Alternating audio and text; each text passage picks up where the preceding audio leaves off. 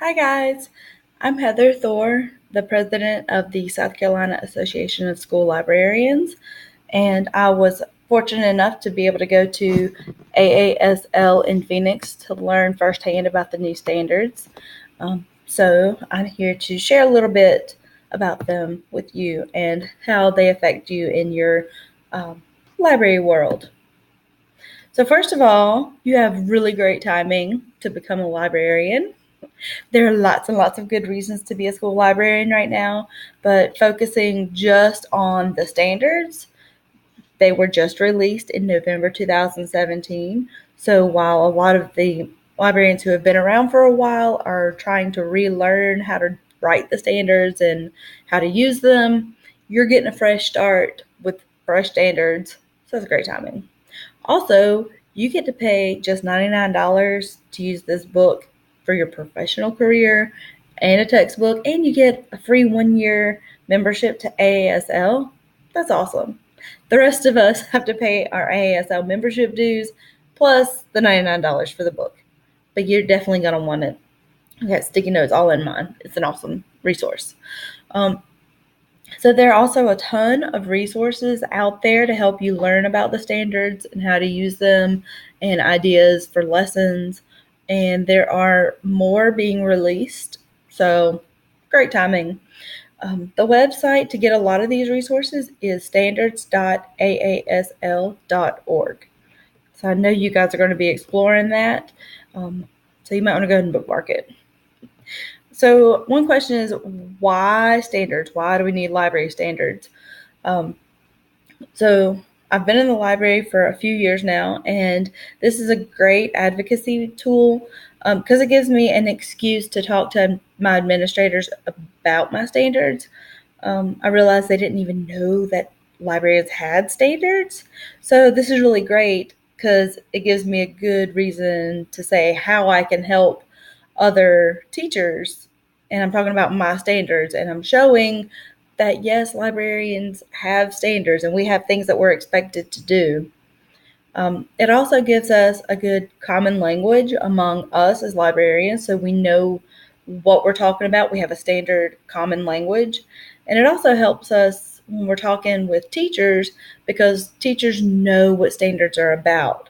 And so when we talk about our standards and they talk about their standards, it helps us really get along and we have that common ground. In years past, the library standards were really called guidelines. So, you guys know guidelines aren't always followed. So, this really helps to show that libraries and certified librarians are important. And we have standards, we have expectations, not just guidelines that you might or might not follow. So, one of the wonderful things about our standards is that our National School Library Standards are process standards. So they work great with our teachers' content standards. The library standards have students creating, researching, curating, evaluating. And so the question is, what are they making? What are they researching? And that's where the classroom teacher comes in and their content standards. So that gives them the what, and as librarians, we can give them the why or the how with our standards. The how, the what and the how. So when we work with our classroom teachers, it really enhances our students' learning and the experiences they have in the classroom, which classroom could be the library. I know you guys are going to talk about this, but I feel like I would be remiss if I didn't say something about how the standards are set up. So essentially, there are like three sets of standards. So there are three frameworks, but they are very much intermingled and connected. Um, like if you have a learner standard, it's going to be pretty much the same for the librarian.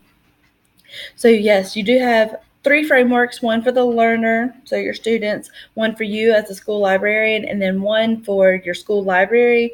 And so that's the actual environment and physical location. Each framework has the exact same structure, so it's very easy to understand once you get in there. All 3 frameworks have the same 6 shared foundations and key commitments. There are 4 domains within those foundations. And then the competencies and alignments are the actual standards. So the learner and the school librarian has competencies that you're trying to reach or prove. And then the school library has alignments to show how your environment is aligned with the commitment. So they all go together very well. There are your 6 foundations. The easiest way to remember them is ICE. ICE? What's an ICE? ICE, baby. Yeah, we love it. And then your 4 domains are really easy to remember because they're the different learning categories. So your standards or your competencies are split up by cognitive, psychomotor, affective, and developmental skills. So that makes it really easy to find the exact standard that you need for a specific lesson. If you're a big Twitter person, you can go to or search hashtag AASL standards and you'll find a lot of stuff out there on Twitter, or again, standards.aasl.org. And that has lots and lots of resources. And lastly, because I am the president of SCASL this year, I have to ask, are you a member? If so, I look forward to seeing you at our conference in March.